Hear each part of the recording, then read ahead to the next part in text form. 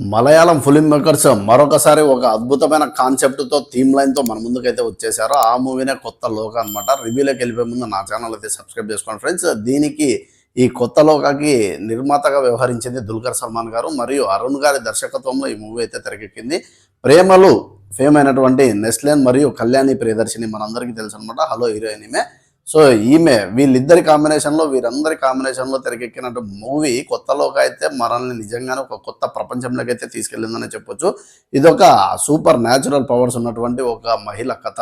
So ఈ super women story మనల్ని నిజంగానే థియేటర్స్లో బాగా అంటే చాలా బాగా మెప్పించింది. ముందుగా స్టోరీ విషయానికి వస్తే, నెస్లిన్ తన ఎదురుగా ఫ్లాట్లోకి కొత్తగా వచ్చిన అమ్మాయిని అయితే లవ్ చేయడం జరుగుతుంది. ఆ అమ్మాయి చాలా అనుమానాస్పదంగా కనిపిస్తూ ఉంటుంది అనమాట. తన యాక్టివిటీస్ కానీ అవి ఒకానొక సందర్భంలో తననైతే ఫాలో కావాల్సి వస్తుంది. అక్కడ ఫాలో అయిన తర్వాత జరిగిన ఇన్సిడెంట్ చూసి హీరో ఏ విధంగా రియాక్ట్ అయ్యారు, దాని తర్వాత జరిగే స్టోరీ ఏంటి అని చెప్పేసి ఈ మూవీ యొక్క థీమ్ లైన్ ఉంది.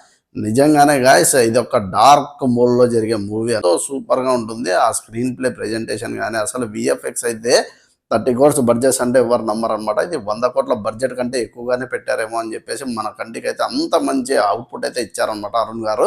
దర్శకుడు అయితే ఈ అమ్మాయి విషయంలో తీసుకున్న కేర్ కానీ, అసలు కళ్యాణ్ ప్రియదర్శిని క్యారెక్టరైజేషన్ తీర్చిదిద్దిన విధానం కానీ, తన బ్యాక్ స్టోరీ ఏంటి, అసలు యక్షిని అనే అమ్మాయి ఎలా పుట్టింది, ఇలాంటి కాన్సెప్ట్ బ్యాక్గ్రౌండ్లో జరుగుతూ ఉంటాయి. సినిమాలో చాలా ఇన్వాల్వ్ అయ్యేలా చేయడంలో దర్శకుడైతే 100% సక్సెస్ అయ్యారని చెప్పొచ్చు. ఇంతకంటే ఎక్కువ చెప్పానంటే ఈ మూవీ గురించి కొన్ని మొత్తం స్పాయిలర్ అలర్ట్స్ అవుతాయి. అందుకే సోషల్ మీడియాలో ఈ మూవీ గురించి చాలా పెద్ద చర్చ జరుగుతుంది. ఇంత మంచి అవుట్పుట్ ఎలా తీశారని చెప్పేసి సినిమాని కామెడీ ట్రాక్లో నడిపిస్తూ అతను చెప్పిన స్టోరీ విధానం అయితే నిజంగా చాలా బాగుంది. అక్కడ అసలు మెరిపించే యాక్షన్ సీక్వెన్సెస్ అయితే మనల్ని వావ్ అనేలా చేస్తాయి అన్నమాట. ముఖ్యంగా కళ్యాణి ప్రియదర్శిని ప్రాణం పెట్టి నటించారని చెప్పొచ్చు. ఇంకా మన నెస్లిన్ గురించి చెప్పేది ఏముంది, ఆయన పర్ఫార్మెన్స్ నిజంగానే ప్రేమ నుంచి మనం చూస్తూ ఉన్నాం అనమాట. రీసెంట్గా జింకానాలో కూడా మంచి హిట్ కొట్టారు. సో ఆయన కూడా చాలా బాగా చేశారు ఈ మూవీలో. వాళ్ళ ఇద్దరు ఫ్రెండ్స్ క్యారెక్టర్ నటించిన వ్యక్తులు కూడా చాలా బాగా చేశారనమాట. వీళ్ళందరి తర్వాత మనల్ని బాగా ఆకట్టుకునేది టొవినో థామస్ గారి క్యామియో రోల్లో. సో అది కూడా చాలా బాగుంది. ముఖ్యంగా చెప్పుకోవాల్సింది విలన్ క్యారెక్టర్లో నటించినటువంటి ఆయన కొరియోగ్రాఫర్ అంట.